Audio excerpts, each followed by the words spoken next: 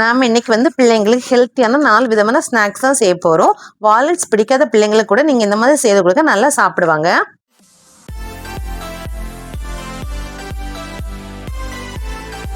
First வந்து நம்ம walnut வச்சு தான் ஒரு ரெசிபி பார்க்க போகிறோம். அதுக்கு வந்து ஒரு பேன் எடுத்துக்கோங்க. அதில் வந்து கொஞ்சம் நாட்டு சக்கரை போட்டு கொஞ்சமாக தண்ணி விடணும். ஏன்னா நாட்டு சக்கரை மெல்ட் ஆகும்போது தண்ணி வரும். அதனால லைட்டாக வந்து தண்ணி விட்டு அதை வந்து நல்லா மெல்ட் பண்ணிக்கணும். ஏன்னா சும்மா வந்து நம்ம வந்து வால்நட் சாப்பிடும்போது அதில் ஒரு துவர்ப்பு இருக்கும். அந்த பிள்ளைங்க சாப்பிட மாட்டாங்க.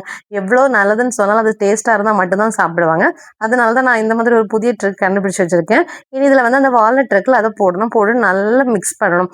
மிக்ஸ் பண்ணிவிட்டு அந்த நம்ம தண்ணி இருக்குல்ல அந்த சக்கரை தண்ணி அதை ஃபுல்லாகவே ட்ரை ஆகி வால்நட்டில் ஃபுல்லாகவே இது கோட் ஆகும். அந்த அளவுக்கு நீங்கள் வந்து மிக்ஸ் பண்ணிக்கிட்டே இருக்கணும். பிள்ளைங்களுக்கு ஒரு நல்ல விஷயம் கொடுக்கணும்னு சொன்னால் அதில் கொஞ்சம் டிஃப்ரெண்ட்டாக நம்ம க்ரியேட் பண்ணி கொடுத்தா கொஞ்சம் சாப்பிடுவாங்க. இது வந்து நான் பிள்ளைங்களை வீட்டில் வைக்கும்போது அவங்க அங்கே போகும்போதும் வரும்போது ஒன்று அப்படி எடுத்து சாப்பிடுவாங்க. இதில் வந்து இனிப்பு இருக்கிறனால கொஞ்சம் கூட அவங்க வந்து லைக் பண்ணி சாப்பிடுவாங்க. இது இந்த அளவுக்கு நல்லா வந்ததுக்கப்புறமா நம்ம வேற ஒரு பிளேட்டில் எடுத்து நம்ம வந்து ஒன்று ஆற வைக்கிறோம். மொத்தமாக சேர்த்து போட்டோன்னா அப்படி வந்து மொத்தமாகவே அது வந்து என்ன ஆகிருக்குன்னா ஜாயிண்ட் ஆகிருக்கும். அதனால வந்து இது நல்லா மெல்ட் ஆகி இந்த மாதிரி வந்ததுக்கப்புறம் பார்த்தீங்கன்னாவே தெரியும். அந்த எல்லாமே தண்ணி வந்து அதை அப்சர்வ் பண்ணிக்கும்.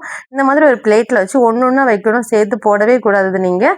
ஏன்னா இப்போவே அது வந்து ஒரு அல்வா பதத்தில் இருக்கும். நீங்கள் எடுக்கும்போது கொஞ்சம் நம்ம இந்த கடலை மிட்டாய் எல்லாம் சாப்பிடுவோம்ல அந்த டேஸ்ட்டில் இது உங்களுக்கு வரும். பிள்ளைங்களுக்கு கூட இந்த மாதிரி நீங்கள் கொடுத்துக்கலாம். அதுக்கப்புறம் அது ட்ரை ஆனதுக்கப்புறம் ஒன்று எடுத்து வந்து ஒரு பாக்ஸில் போட்டு வச்சுட்டிங்கன்னா அவங்களுக்கு தேவைப்படும் போது சாப்பிடுவாங்க. ஃபஸ்ட்டு சாப்பிட மாட்டே சொல்லுவாங்க. ஒன்று கொடுத்துட்டிங்கன்னா அவங்களுக்கு அந்த டேஸ்ட்டு பிடிக்கும். டேஸ்ட்டு பிடிச்ச ஆரம்பிச்சதுக்கப்புறம் சாப்பிட்டுட்டே இருப்பாங்க. டெய்லி 1 அல்லது 2 பிள்ளைங்களுக்கு கொடுக்குறது ரொம்ப நல்லது.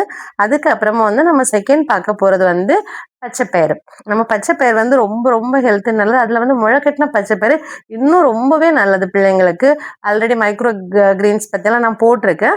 இது வந்து நம்ம சும்மா பச்சைப்பயிறு மட்டும்தான். இது வந்து குக்கரில் தண்ணி விட்டுட்டு இப்படி ஒரு பாத்திரத்தில் வச்சுட்டு ஒரு 3 விசில் நீங்கள் வச்சு எடுக்கணும். நம்ம வந்து இது ஸ்டீம் பண்ணுற மாதிரி குக்கரில் வந்து வேக வச்சு அதை எடுத்ததுக்கு அப்புறமா இதில் வந்து நீங்கள் வந்து குக் பண்ணாமலும் கொடுக்கலாம். குக் பண்ணாமல்னா சில நேரம் பிள்ளைங்க சாப்பிட மாட்டாங்க. அதனால் குக் பண்ணி அதில் கொஞ்சம் தேங்காய் அதுக்கப்புறம் நாட்டு சக்கரை இருக்குல்ல அதை போட்டு மிக்ஸ் பண்ணி ஒரு ஈவினிங் ஸ்நாக்ஸ் டைம் நீங்கள் கொடுத்தீங்கன்னு சொன்னால் இதுவும் ரொம்ப ஹெல்த்துக்கு நல்லது. நார்மலாக சாப்பிட்றத விடைக்கும் அதை வந்து கொஞ்சம் முளை கட்டும் போது இன்னும் அதில் வந்து ஹெல்த் பெனிஃபிட் நிறைய இருக்குன்னு சொல்லுவாங்க. நீங்கள் சும்மா பச்சையை கூட சாலட் பண்ணி கொடுக்கலாம். இல்லைன்னா இந்த மாதிரி கொடுக்கலாம். 3வது வந்து ஜெல்லி. இந்த பிள்ளைங்க கடையில் எங்கே போனாலும் பார்த்தா ஜெல்லி எடுத்துகிட்டு வந்துடுவாங்க. அதில் என்னென்ன இன்க்ரீடியன்ஸ் சேர்ப்பாங்க நமக்கு தெரியாது. அதனால வந்து இப்போ வந்து அகர் இருக்குல்ல அதை வச்சு தான் ஒரு ஜெல்லி பண்ண போகிறோம்.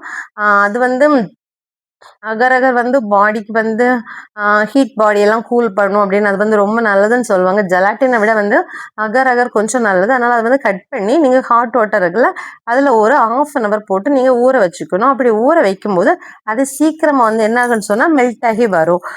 இல்லைன்னா நீங்கள் அகரை குட்டி குட்டியாக வந்து கட் பண்ணி மிக்ஸி ஜாரில் போட்டு மாவு மாதிரி கூட நீங்கள் வச்சுக்கலாம். அப்போ வந்து ஏதாவது எமர்ஜென்சின்னு சொல்லும்போது நமக்கு கொஞ்சம் கூட ஈஸியாக இருக்கும். அதுக்கப்புறம் நான் ஆரஞ்சு எடுத்துக்கிறேன். நம்ம வந்து ஜூஸ் புளிவோல் அந்த சாத்துக்குடி மாதிரி அந்த ஆரஞ்சை இதை ஜூஸ் புழிஞ்சு இதை ஃபில்ட்ரு பண்ணி தான் நீங்கள் எடுக்கணும். ஏன்னா சீடும் வேணாம். அதுக்கப்புறம் அதில் ஒரு மாதிரி மேலே திப்பியாக வரும்ல அதுவும் இருக்கக்கூடாது. இன்னொன்று சின்ன சின்ன பல்ப்ஸ் வந்து நீங்கள் அந்த ஜெல்லியில் போடணும்னா எடுத்துக்கலாம். அதுக்காக வந்து நான் ஒரு ஆஃப் மட்டும் எடுத்துகிட்டு சின்ன சின்ன குட்டி குட்டி பல்ப்ஸாக வந்து நான் அதையும் எடுத்து வச்சுக்கிறேன். அதுக்கப்புறம் இந்த மாதிரி வந்து அதை ஃபில்ட்ரு பண்ணிக்கலாம். ஃபில்ட்ரு பண்ணதுக்கு அப்புறமேட்டு நம்ம வந்து ஒரு கடாய் எடுத்துக்கணும். அதில் வந்து கொஞ்சமாக தண்ணி விட்டுக்கணும். தண்ணி விட்டதுக்கப்புறம் ஆல்ரெடி நம்ம வந்து ஒரு 1/2 hour வந்து அதை ஊற வச்சுருக்கோம்ல அது வந்து இந்த ப்ராசஸ் எல்லாம் முடியும் போது கரெக்டாக அதுவும் வந்து என்ன ஆகிடணும் உங்களுக்கு கூலாகி கிடைக்கும். இந்த மாதிரி நீங்கள் தோல் எடுத்து இந்த மேலே இந்த ஒயிட் கூட இருக்கக்கூடாது. இதெல்லாம் அப்படியே எடுத்து குட்டி குட்டி பல்ப்ஸாக எடுத்து வச்சுக்கோங்க. இல்லை வேணால் நீங்கள் ஸ்கிப் பண்ணுறீங்கன்னா